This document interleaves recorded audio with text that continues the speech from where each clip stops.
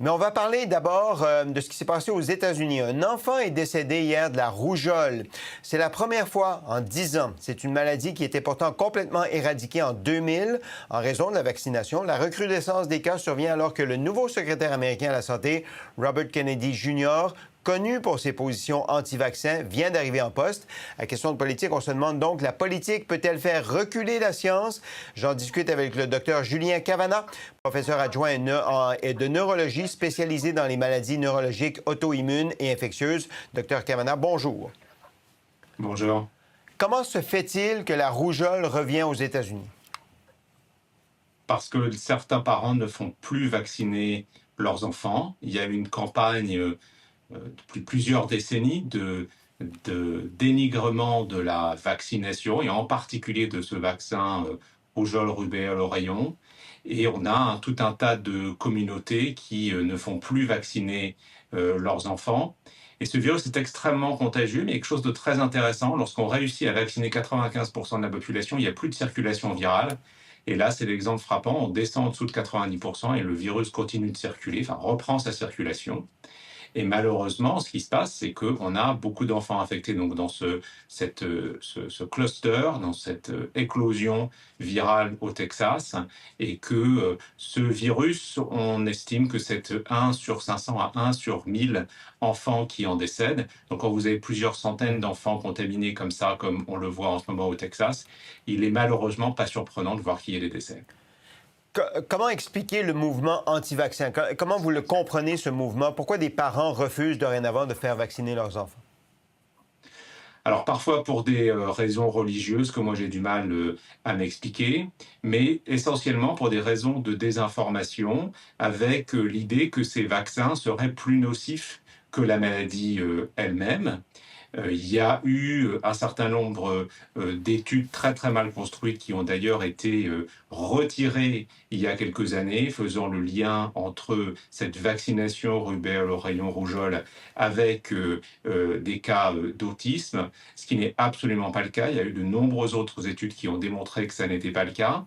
Mais dans ce mouvement anti-vaccin, qui rencontre aussi un peu un mouvement de retour à la nature, il y a l'idée de revenir aux sources de l'humanité peut-être un peu primitive, moins modifiée, et qui a fait alliance avec ce mouvement anti-vaccin.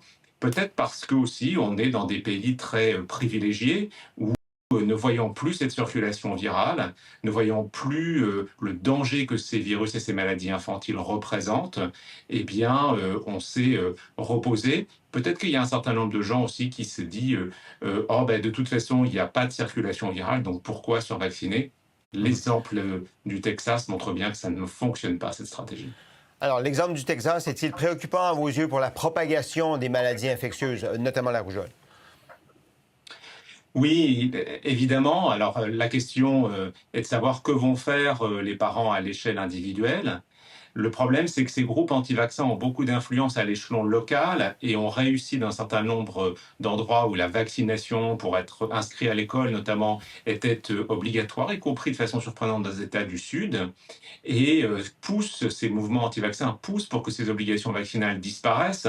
Et donc, on est sur un terrain mouvant où l'obligation fait place à la volonté des parents. Donc, ce que je crains, c'est qu'on ait des éclosions comme ça de là pour la rougeole en particulier. Mais ce qui est aussi beaucoup plus inquiétant, c'est que va faire M. Kennedy en termes de la politique vaccinale des États-Unis. Et il y a par exemple une réunion très importante annuelle au mois de mars de la Food and Drug Administration qui décide de la stratégie pour le virus de la grippe, c'est-à-dire pour la vaccination contre la grippe. Il faut décider au mois de mars quelles sont les souches virales qui vont être sélectionnées pour fabriquer les vaccins qui seront disponibles en septembre.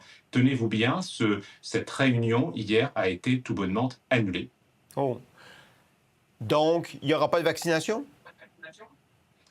Alors, écoutez, il n'y a pas que les États-Unis sur Terre, donc peut-être que les Européens et les Canadiens vont reprendre le flambeau, et donc il va falloir compter sur d'autres puissances et d'autres groupes scientifiques et d'agences de santé Mhm. publique pour reprendre le flambeau où il est. Mais effectivement, il y a la menace d'une vacuité de leadership. Les États-Unis, on a l'habitude qu'ils soient en tête sur le point de vue scientifique. Et là, on est dans une situation où il va y avoir peut-être cette vacance. Donc, qui va Mhm. reprendre le flambeau? Peut-être que effectivement, c'est de votre côté qu'on va commencer à regarder. Ouais. Le message est fait. Monsieur Cavana, merci beaucoup d'avoir participé à l'émission et bon après-midi à vous. Merci à vous, à bientôt.